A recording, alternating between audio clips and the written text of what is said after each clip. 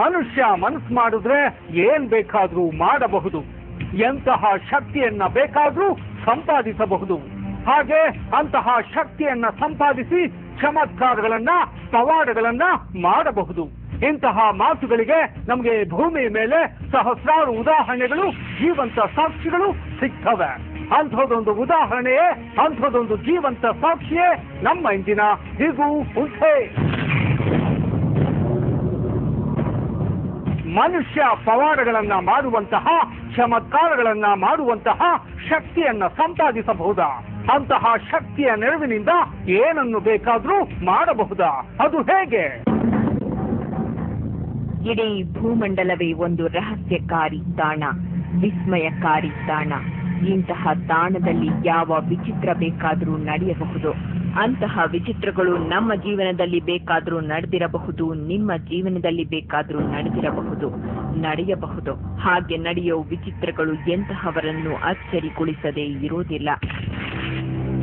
ಇವರ ಹೆಸರು ಮಾಲ್ತೇಶ್ ಅರಕಸಾಲಿ ಅಂತ, ಕೆಇಬಿ ನೌಕರರು. ಅದೊಂದು ದಿನ ಇವರು ಹೈಟೆನ್ಷನ್ ವಿದ್ಯುತ್ ಕಂಬವನ್ನು ಏರಿ ಕೆಲಸ ಮಾಡುತ್ತಿದ್ದರು. ಸುಮಾರು 25 ಅಡಿಗಳಷ್ಟು ಎತ್ತರದ ಕಂಬವನ್ನು ಏರಿ ಕೆಲಸ ಮಾಡುತ್ತಿರುವ ಸಮಯದಲ್ಲಿ ಇದ್ದಕ್ಕಿದ್ದಂತೆ ಒಂದು ಅಚಾತುರ್ಯ ನಡೆದು ಹೋಯಿತು. ಆ ಅಚಾತುರ್ಯವೇ ಇದ್ದಕ್ಕಿದ್ದಂತೆ ತಂತಿಯಲ್ಲಿ ಹರಿದ ವಿದ್ಯುತ್. ತಾನು ಹಿಡಿದ ವಿದ್ಯುತ್ ತಂತಿ ಇವರನ್ನು 25 ಅಡಿಗಳಷ್ಟು ಮೇಲಿಂದ ಎಸೆದು ಬಿಟ್ಟಿತು. ಹಾಗೆ ವಿದ್ಯುತ್ ಶಾಕ್ ಹೊಡೆದ ತಕ್ಷಣ ಕೆಳಗೆ ಬೀಳುವ ಸಮಯದಲ್ಲಿ ಇವರು ನೆರವನ್ನು ಬೇಡಿ ಜೋರಾಗಿ ಕೂಗಿದ್ದು ಓರ್ವ ಅಜ್ಜನನ್ನ.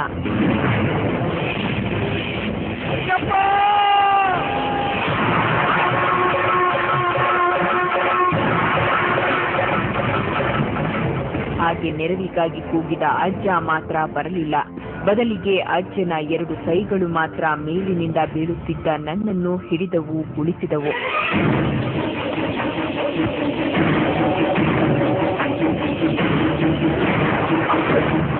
ನಾನು ಕೆಬಿಯಲ್ಲಿ ಲೈನ್ಮನ್ ಅಂತ ವರ್ಕ್ ಮಾಡ್ತಾ ಇದ್ದೆ.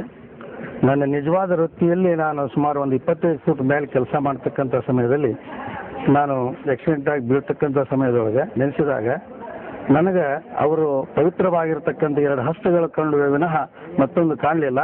ನಾನು ಅವರ ಹಸ್ತದಲ್ಲಿಯೇ ಇದ್ದು ನಾನು ಕೆಳಗಡೆ ಬಿದ್ದಾಗ ನನ್ನ ದೇಹಕ್ಕೆ ಯಾವುದೇ ಥರದ ತೊಂದರೆಗಳು ಆಗಲಿಲ್ಲ.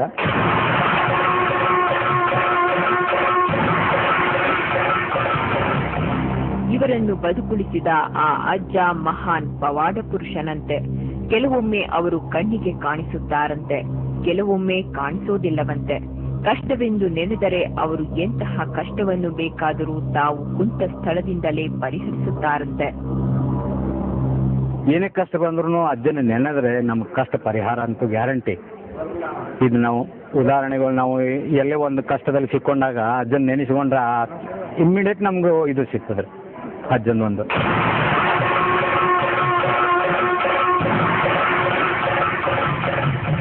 ಪವಾಡ ಶಕ್ತಿಯನ್ನು ಹೊಂದಿರೋ ಆ ಅಜ್ಜನ ಕೃಪೆಯಿಂದ ಇಲ್ಲಿಗಾಗಲೇ ಸಹಸ್ರಾರು ಜನರು ತಮ್ಮ ಕಷ್ಟಗಳನ್ನ ಪರಿಹರಿಸಿಕೊಳ್ಳುತ್ತಿದ್ದಾರೆ. ಕೆಲವರಂತೂ ಆತನನ್ನು ನೆನೆಯದೆ ಏನನ್ನೂ ಮಾಡರೋ.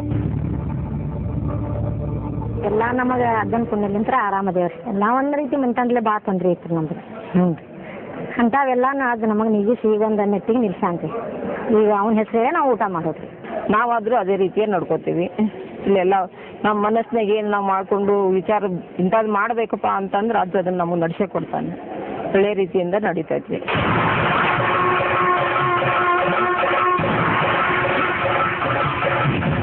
ಪವಾಡ ಪುರುಷನಾದ ಆ ಅಜ್ಜಪ್ಪ ವಿಶೇಷವಾದಂತಹ ವಿದ್ಯೆಗಳನ್ನ ಕರಗತ ಮಾಡಿಕೊಂಡಿರೋ ಮಾಯಾವಿಯೂ ಹೌದಂತೆ. ಯಾವುದೋ ಒಂದು ಕಾರಣಕ್ಕೆ ಅಜ್ಜಪ್ಪನನ್ನ ಜೈಲಿಗೆ ಹಾಕಿಬಿಟ್ಟರಂತೆ. ಹಾಗೆ ಆ ಅಜ್ಜಪ್ಪನನ್ನ ಜೈಲಿಗೆ ಹಾಕಿದ ನಂತರ ಪೊಲೀಸರು ಗೊಂದಲಕ್ಕೆ ಬಿದ್ದರಂತೆ. ಪೊಲೀಸರು ಗೊಂದಲಕ್ಕೆ ಏಕೆ ಬಿದ್ದರು ಎಂಬ ನಮ್ಮ ಪ್ರಶ್ನೆಗಳಿಗೆ ಇಲ್ಲಿನ ಜನರಿಂದ ಬಂದಂತಹ ಉತ್ತರ, ಆ ಅಜ್ಜಪ್ಪ ಜೈಲಿನಲ್ಲಿಯೂ ಕಾಣಿಸಿಕೊಂಡು ಅದೇ ಸಮಯದಲ್ಲಿ ಆಚೆಯೂ ಕಾಣಿಸಿಕೊಳ್ಳಲು ಆರಂಭಿಸಿದರಂತೆ. ಕೆಲವೊಮ್ಮೆ ಜೈಲಿನೊಳಗೆಯೇ ಮಾಯವಾಗಿ ಬಿಡುತ್ತಿದ್ದರಂತೆ. ಪೊಲೀಸರು ನಂತರ ಅಜ್ಜಪ್ಪನಲ್ಲಿನ ಶಕ್ತಿಯನ್ನು ಅರಿತು ಬಿಟ್ಟು ಬಿಟ್ಟರಂತೆ. ಜೈಲಲ್ಲಿ ಹಾಕಿದ್ರೆ ಜೈಲಲ್ಲಿ ಇರೋರು ರಸ್ತೆಯಲ್ಲೂ ನಡೀತಾ ಇರೋರು, ಬಹಳಷ್ಟು ರೂಪದಿಂದ ಈಗ ಅವರು ಲೀಲೆಗಳನ್ನು ಬಹಳ ಆ ಅಜ್ಜಪ್ಪ ಎಂತಹ ಕಷ್ಟವನ್ನು ಬೇಕಾದರೂ ಎಂತಹ ವಿಚಿತ್ರ ಕಾಯಿಲೆಯನ್ನು ಬೇಕಾದರೂ ನಿವಾರಿಸುತ್ತಾರಂತೆ.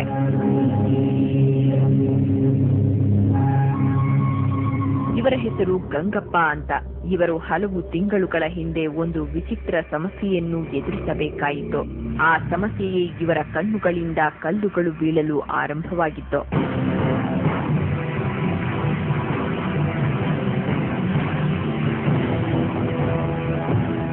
ನಮ್ಮ ಕಣ್ಣಾಗ ಹಳ್ಳ ಬರ್ತಿದ್ರಿ, ಒಟ್ಟ ಹಳ್ಳ ಬರಾಕತ್ರ ಎತ್ತು ಮಾಡ್ಬೋದ ಬದ ಬದ ಬದ ಹಳ್ಳ ಬೀಳ್ತಿದ್ರವ.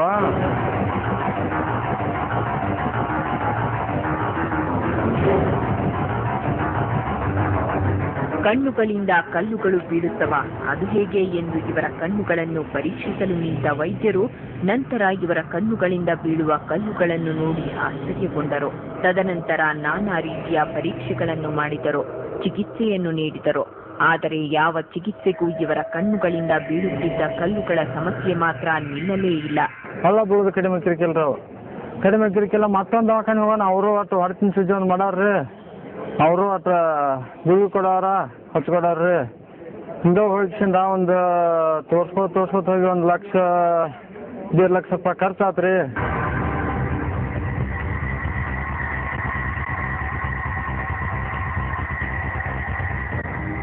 ಅವನಿಗೆ ಕಣ್ಣಲ್ಲಿ ತಾನೇ ಹಳ್ಳಗಳಾಗಿ ಕ್ರಿಯೇಟ್ ಆಗಿ ಬೀಳ್ತಿದ್ದು. ಆ ಹಳ್ಳೆಲ್ಲ ಕ್ರಿಯೇಟ್ ಆಗಿ ಬೀಳುವು. ಅದೇನು ಹೊರಗಿನಿಂದ ಧೂಳಿನಿಂದ ಹರಳುಗಳು ಬಿದ್ದರೆ ಅದು ಬೇರೆ. ಒಂದು ಕಡ್ಲಿಕಾಳಷ್ಟು ಹಳ್ಳಗಳು ಅವು ಇಲ್ಲಿ ಒಳಗಿಂದನೇ ಬರೋವು. ಒಳಗಿಂದ ಬಂದು ಆಮೇಲೆ ಅವು ಒಳಗೆ ತೊಂದರೆ ಕೊಟ್ಟು ಆಮೇಲೆ ಅವನು ರೆಪ್ಪೆ ತೆಗೆದು ಬಹಳ ಒತ್ತಾಯ ಮಾಡ್ಕೊಂಡು ತೆಗೆದಾಗ ಅದು ಕೆಳಗೆ ಬೀಳೋದು.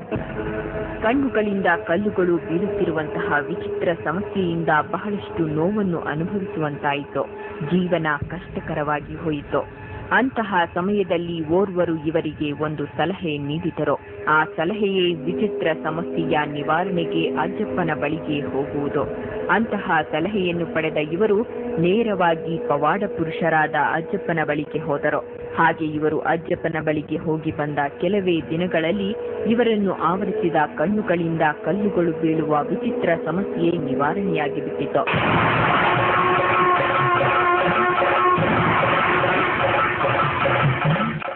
ಒಬ್ರು ಹೇಳೋಣ ಅಲ್ಲಿ ಹೋಗಿ ಬರ್ರಿ ಅಂತ ಹೇಳೋಣ ರೀ. ಈಗ ಒಂದು 5-6 ತಿಂಗಳು 5-7 ತಿಂಗಳ ಹಿಂದ್ರಿ ಮತ್ತು ಇಲ್ಲಿ ಬಂದ ಕಿಶಿಂದ ಈಗ ಒಟ್ಟ ಈಗ 5-6-7 ತಿಂಗಳಾತ್ರಿ. ಒಟ್ಟ ಈಗ ಹಳ್ಳ ಬರೋದಿಲ್ರಿ.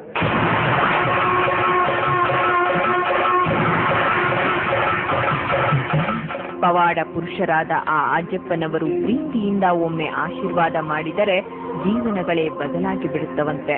ಅಂತಹ ಆಶೀರ್ವಾದದೊಂದಿಗೆ ಕೆಲವು ವರ್ಷಗಳ ಹಿಂದೆ ನಿರ್ಗತಿಕರಾಗಿದ್ದ ಕೆಲವರು ಇಂದು ಲಕ್ಷಾಧೀಶ್ವರರಾಗಿದ್ದಾರಂತೆ. ದೊಡ್ಡ ದೊಡ್ಡ ಹುದ್ದೆಗಳಲ್ಲಿ ಕಾರ್ಯನಿರ್ವಹಿಸುತ್ತಿದ್ದಾರಂತೆ. ವಿದೇಶಗಳಲ್ಲಿ ನೆಲೆಯೂರಿದ್ದಾರಂತೆ. ಏನೂ ಇರಲಿಲ್ಲ ಮೊದಲ. ಈಗ ಅದಿಗೆ ಬೇಡ್ಕೊಂಡ್ರೆ ಒಕ್ಕಲ್ತಾನ ಒಂದು ವರ್ಷ 200 ಟನ್ ಕಬ್ಬು 1 ಲಕ್ಷ 1.5 ಲಕ್ಷ ರೂಪಾಯಿ ಬಾಳಿ ಕಳಿಸ್ಕೊಡ್ತು.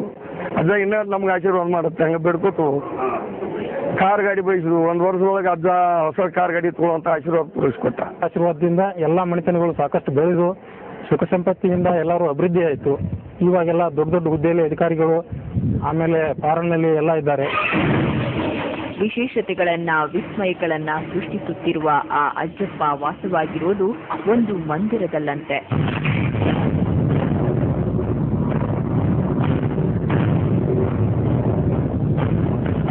ಇಲ್ಲಿ ವಾಸವಾಗಿರೋ ಅಜ್ಜಪ್ಪನಲ್ಲಿ ಮತ್ತೊಂದು ವಿಶೇಷ ಶಕ್ತಿ ಇದೆಯಂತೆ.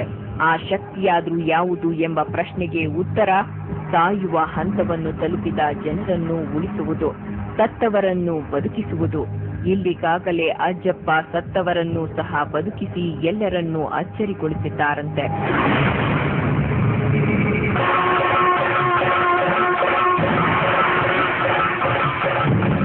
ತಮ್ಮಲ್ಲಿನ ವಿಶೇಷವಾದಂತಹ ಶಕ್ತಿಯಿಂದ ಚಮತ್ಕಾರಗಳನ್ನ ಮಾಡುತ್ತಾ ಮನೆ ಮನೆಯ ಮಾತಾಗಿರುವ ಆ ಅಜ್ಜಪ್ಪ ಸತ್ತವರನ್ನು ಸಹ ಬದುಕಿಸಿದ್ದಾರಂತೆ. ಅದು ಹೇಗೆ ಎಂಬ ಪ್ರಶ್ನೆಗೆ ಉತ್ತರ ಅದೊಂದು ದಿನ ಆ ಅಜ್ಜಪ್ಪ ಊರಿನಲ್ಲಿ ಹೋಗುತ್ತಿರುವಾಗ ಒಂದು ಹೆಂಗಸು ತನ್ನ ಪುಟ್ಟ ಮಕ್ಕಳ ಜೊತೆಯಲ್ಲಿ ವಿಚಿತ್ರ ಕಾಯಿಲೆಯಿಂದ ಸಾವಿಗೀಡಾದ ತನ್ನ ಗಂಡನ ಶವದ ಮುಂದೆ ಕುಳಿತು ಜೋರಾಗಿ ಅಳುತ್ತಿರುವುದನ್ನ ನೋಡಿದರು.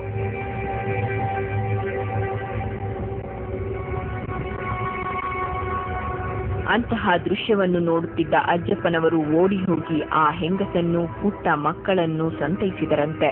ತದನಂತರ ಆ ಶವದ ಕಡೆ ನೋಡುತ್ತಾ ಅದಕ್ಕೆ ಬಾಯಿಗೆ ಬಂದಂತೆ ಬೈಯಲು ಶುರು ಮಾಡಿದರಂತೆ. ಎದ್ದು ಬಿಡು ಎಂದು ಆಜ್ಞೆ ಮಾಡಿದರಂತೆ. ಅಂತಹ ಆಜ್ಞೆಯನ್ನು ಇತ್ತ ಕ್ಷಣದಲ್ಲೇ ಸತ್ತ ಆ ವ್ಯಕ್ತಿ ಎದ್ದು ಬಿಟ್ಟನಂತೆ.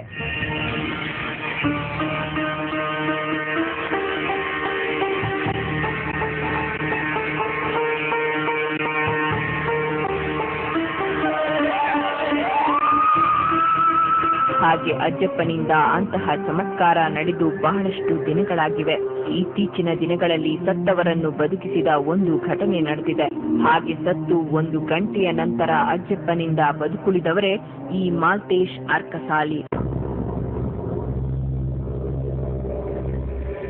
ಅಂತಹ ವಿಚಿತ್ರ ನಡೆದು ಕೆಲವೇ ವರ್ಷಗಳಾಗಿವೆ.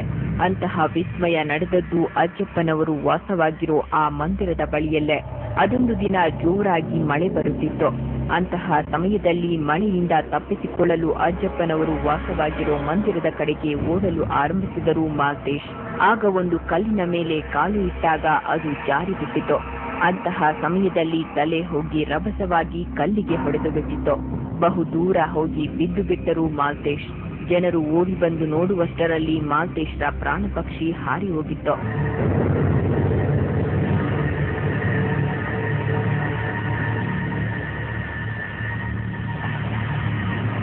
ಅಂತಹ ಸಮಯದಲ್ಲಿ ಅಜ್ಜಪ್ಪನ ಶಿಷ್ಯರು ಮಾಲ್ತೇಶ್ನ ನೆರವಿಗೆ ಬಂದರು. ಮಾಲ್ತೇಶ್ ರವರ ಸಾವನ್ನು ಕಣ್ಣಾರೆ ಕಂಡಂತಹ ಅಜ್ಜಪ್ಪನ ಶಿಷ್ಯರು ಅಜ್ಜಪ್ಪನ ಬಳಿಗೆ ಹೋದರು. ಮಾಲ್ತೇಶ್ರನ್ನು ಬದುಕಿಸು ಎಂದು ಬೇಡಿದರು. ಮೌನದಲ್ಲಿ ಕುಳಿತಿದ್ದ ಅಜ್ಜಪ್ಪನ ಬಳಿಯಲ್ಲಿನ ನೀರನ್ನು ತಂದು ಇವರ ಮೇಲೆ ಹಾಕಿದರಷ್ಟೇ. ಮಾಲ್ತೇಶ್ ಎದ್ದು ಮಾತನಾಡಲು ಆರಂಭಿಸಿದರು. ಏನಪ್ಪಾ ಅಜ್ಜ, ಎಂತಾದೊಂದು ವಿಚಿತ್ರ ಘಟನೆಯನ್ನ ಮಾಡಿಬಿಟ್ಟಲ್ಲ ನಮ್ಮ ಮಠದಲ್ಲಿ. ಅವ ದುಡಿಲಿಕ್ಕೆ ಬಂದಂತ ಒಬ್ಬ ಭಕ್ತನ ಪ್ರಾಣಹಾನಿ ಆಗೋಯ್ತು. ಏನಪ್ಪಾ ಇದು, ಇವನು ನೀನು ಬದುಕಸಪ್ಪ ಅಂತ ಹೇಳಿ 5 ಸಾರಿ ಬಿಟ್ಟು ಮೈದಡಿದಾಗ ಪುನಃ ನಾನು ಯಾವ ರೀತಿಯಾಗಿದ್ದೆ ಅದೇ ತರನಾಗಿ ಎದ್ದು ಕುಂತೆ. ಅವಾಗ ಏನಪ್ಪಾ ಎಲ್ಲಿ ಹೋಗಿದ್ದೆ ಅಂತ ಕೇಳಿದ್ರು. ನನಗೆ ಎಲ್ಲಿ ಹೋಗಿದ್ನು ನನಗೆ ಗೊತ್ತೇ ಇಲ್ರಿ ಅಜ್ಜ ಅವರಲ್ಲಿ.